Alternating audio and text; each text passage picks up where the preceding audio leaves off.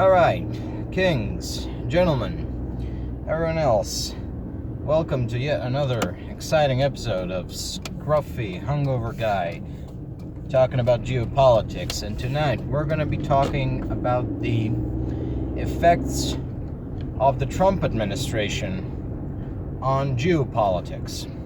Right, I'm going to do a separate video explaining what I think Trump is going to do internally to America, but that's a video for another time. For now, let's look at what I believe the Trump administration is going to do internationally. So, Trump was elected, among other things, on a platform of providing infinity American aid to Israel and cutting American aid to Ukraine, taking NATO to task for apparently being a parasite, which, it's a... I already did a video explaining why this is a stupid proposition. It's actually such a stupid statement that you can't even address it properly, which is probably why Trump won running on this platform. How do you argue against something that's so retarded it's not even wrong? Well, you can't. And in politics, it's not about whether you're right, but how you argue. Fuck, this traffic is horrible. Anyways, so however, people are saying, oh, well, Trump might actually, that he might actually escalate the conflict against, Russia by providing maximum aid to Ukraine. Trump might actually do this. Trump might actually do that. Trump might attack and annex Canada, which, I don't know. I mean, anything's possible with this guy. But I fundamentally don't think that Trump is going to be good for Ukraine. Now, I can be persuaded otherwise. I can be persuaded that maybe not Trump personally, but people in his administration might actually try to reason with Putin, fail, and then keep aiding Ukraine. But I wouldn't bet on it, and I'm hoping that the Ukrainian government and the European governments are not betting on it.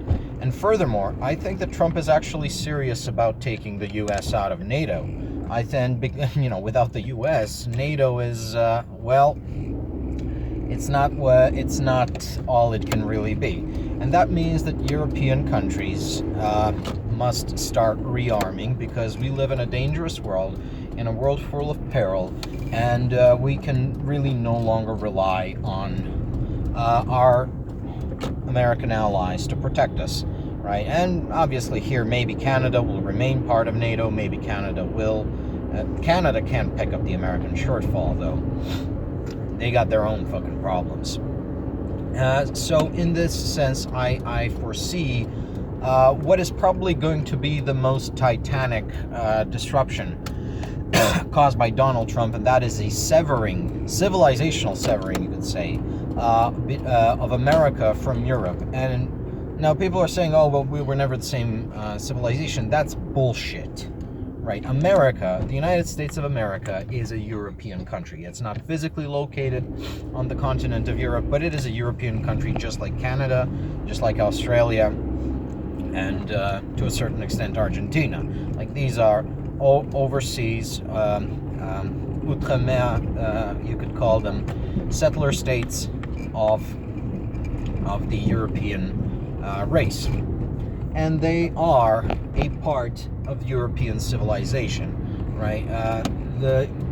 What can I say? New York has a lot more in common with Paris and Berlin than it does with Tokyo or Mombasa. Well, certain parts of New York have more to do with Mombasa, but that's a story for another day. Now, in terms of, and this to me is reminiscent of the split between Western and Eastern Rome. Now, so this means that the Western hegemonic imperium, the Western civilization, is going to be cleft in two. There's going to be two centers, right?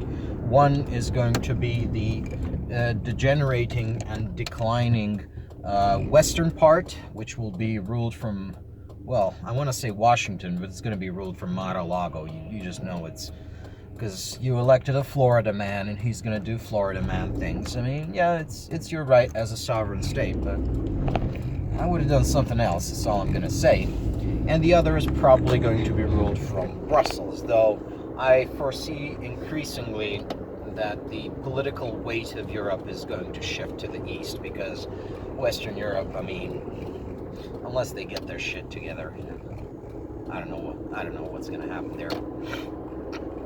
And then you're going to see probably the East being wealthier, being better put together, being less subject to barbarian invasion. We are going to probably linger on for another 1,000 years, whereas the West will collapse. Now, this is not a hard split. This is not going to be the hard split, and it took several splits and reunifications and subsequent splits for the Roman Empire to be cleft into Western and Eastern Rome, and the split only really ossified in, I believe, the 5th century. I'm working from memory here, so that's going to be. It's going to take some time. Maybe it will happen in fewer than 2-3 centuries, because I mean, we are speedrunning this whole civilization thing. I think technology has really accelerated the pace of history. But that will be the most important, most momentous foreign policy event of the second Trump administration, right? Whether it's going to escalate the conflict with Russia, yeah, I don't foresee a war between Russia and America. He's gonna try and do something about China, maybe, but his fanboys and a lot of people in his administration are China shells. They're Russia shells and they're China shells. The one sort of goes with the other. There's not really much of a difference between a China shell and a Russia shell. So, I mean, Trump might want to do something about China, but he's surrounded by people who would just love to bathe in Xi's cum, if it were only possible. What the fuck is this traffic, man? Jesus Christ. So, and in other terms, yeah, we're going to probably see reinsertion of America into the sandbox with the Israel thing. Okay, America has been scaling back its presence in the Middle East for a long time now. Just, that policy aim of people who say they're anti-war, many of whom who voted for Trump for this reason. We want America out of the Middle East. There's an argument to be made for that position. There's an argument to be made for the other position. I wish we could just hear both sides there. But we're probably going to see a resurgence of American interventionism in the Middle East to help Trump's allies. Those are Israel, Saudi Arabia. He's probably going to make some more friends, though. Everyone wants to kiss his ass once he's president. But Saudi Arabia and Israel being, one co-owners of the Trump brand, they, two hands up the Muppet. No, it's not a Muppet. It's a guignol. How do you call it in English, right? Those will be very heavily focused on. And in terms of Latin America, people are saying, we're going to see a resurgence of the Monroe Doctrine, whereas basically Trump is going to try to kick out Chinese and Russian influence, as well as communist subversion as a general rule, out of Latin America, out of the Western Hemisphere.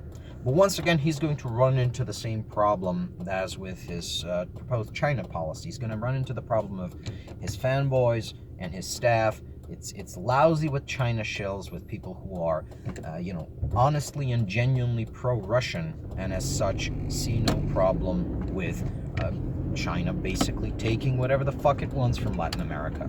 So it's gonna be an interesting 4 years, geopolitically speaking. Massive L for the nothing ever happens people. I think there is going to be a geopolitical shift, because this time Trump didn't come to the White House alone. He actually brought a band of gargoyles with him, and chief gargoyle, of course, the beard. Peter Thiel's beard would be J.D. Vance, but we're going to talk about that in another video. So that's really the main takeaway. The great splitting, the great cleft between America and Europe, and everything else, I don't think he's going to be very effectual. So, stay safe and keep your powder dry. We'll see you in the next one.